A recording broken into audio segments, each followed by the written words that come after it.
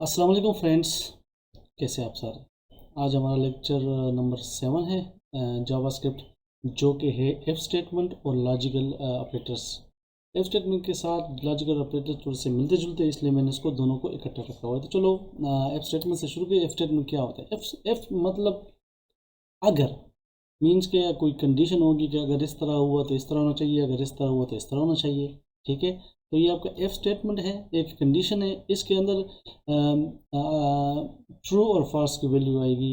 अगर ट्रू है तो इसके एफ कंडीशन के अंदर जो चीज़ होगी, यहाँ पे जो भी कोड जो है ना, पैरेंथेसिस के अंदर जो भी कोड होगा वो चलेगा। अगर फॉल्स है तो ये नहीं चलेगा। फॉर एग्जाम्पल हमने यहाँ पे वेरिएबल ए लिया 50 और वेरिएबल बी लिया 10। अगर A is greater than B, ठीक है, तो ये ट्रू हो जाएगा। ठीक है, इसमें ट्रू फॉल्स की वैल्यू आती है। अच्छा, इसके बाद आपका लॉजिकल ऑपरेटर्स है। लॉजिकल ऑपरेटर्स आपके जो है ना वो है, इसमें तीन किस्म के लॉजिकल ऑपरेटर है। एक आपका एंड है, आर है और नॉट है। एंड में जो है ना कंडीशन में कंडीशन 1 और कंडीशन 2 दोनों ट्रू होंगे। ठीक है, ये दोनों ट्रू होंगे तो ये ट्रू वैल्यू आएगी। अगर यहाँ पे एक भी फॉल्स हुआ तो इसका जो है ना आउटपुट फॉल्स आएगा। इसी तरह जो आर है, आर में जो है ना एक कंडीशन ट्रू होना चाहिए। ठीक है, दोनों में एक कंडीशन ट्रू होना चाहिए तो ट्रू रहेगा, और ट्रू फॉल्स है फिर भी ट्रू आएगा। अगर दोनों फॉल्स है तो फिर ये इसका फॉल्स आएगा।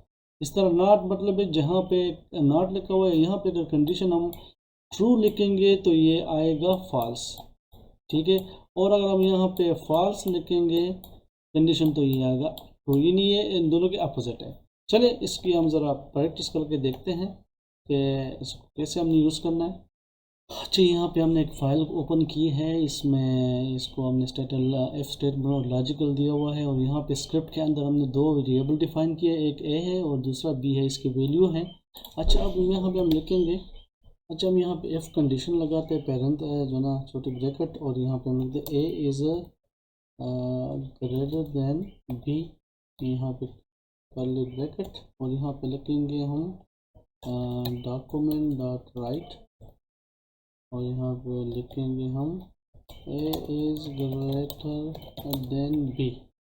और यहाँ पे अब देखिए, यहाँ पे ये हो गया। अब देखिए यहाँ पे आपका आ रहा है कि ये इन्होंने A is greater than B है। अगर हम इसको बी को 120 कर लेते हैं तो ये देखो अब ए ये फॉल्स हो गया, तो यहाँ पे ये आपका नहीं आ रहा। ठीक है, तो ये एफ कंडीशन आपने बहुत ज़्यादा यूज़ करने हैं आगे जाके कोडिंग में, तो इसको आपने गौर से देखना है। ठीक हो गया, तो ये आपका हो गया एफ कंडीशन। ठीक है, अभी हम जो है ना ऑपरेटर लॉजिकल ऑपरेटर चेक करते हैं। तो यहाँ पे हम आते हैं और यहाँ पे हम लिखते हैं, एक वेरिएबल लेते हैं एज। ठीक है, और इसको हम वैल्यू देते हैं 20। सही है, अब यहाँ पे इसको हम करते हैं कमेंट, और यहाँ पे हम लेते हैं, सबसे पहले हम यूज़ करेंगे एंड, इस तरह ये यूज़ करेंगे एफ। ठीक है, देखिए if as is greater than or equal to 18 or and age is less than or equal to 21। तो ये आप जो है ना राइट कर लो, you are eligible for apply for this code, जो भी आप लिख सकते हैं। ठीक है, ये एज यहाँ पे ये हो गया। ये दोनों कंडीशन ट्रू हो रही है, इस वजह से ये हमें शो कर रहा है। अगर यहाँ पे हम इसको कर लेते हैं 23, तो ठीक है, अब ये देखो ये कंडीशन से निकल गया है, तो इस वजह से ये अब एक कंडीशन तो ट्रू है, लेकिन ये ग्रेटर देन है, लेकिन ये लेस देन नहीं है, जिसकी वजह से ये शो नहीं हो रहा। अच्छा, अब इसकी जगह अगर हम लगा लें और आर,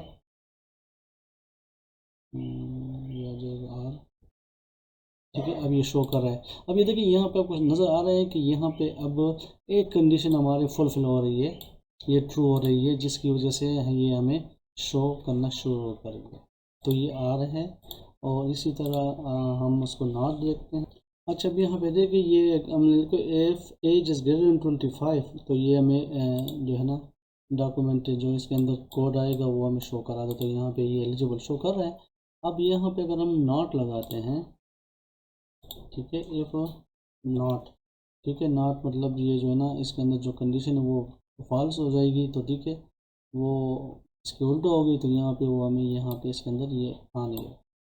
तो काफ़ी सिंपल था ये। उम्मीद करता हूँ कि आपको समझ आई होगी। इस पर आप प्रैक्टिस कर लिए, डिफरेंट कंडीशन अप्लाई करें आप और इसको चेक करें इंशाल्लाह। जो भी मसला आप मुझे बता दीजिएगा। नेक्स्ट लेक्चर में मुलाकात होगी, तब तक के लिए अल्लाह हाफ़िज़।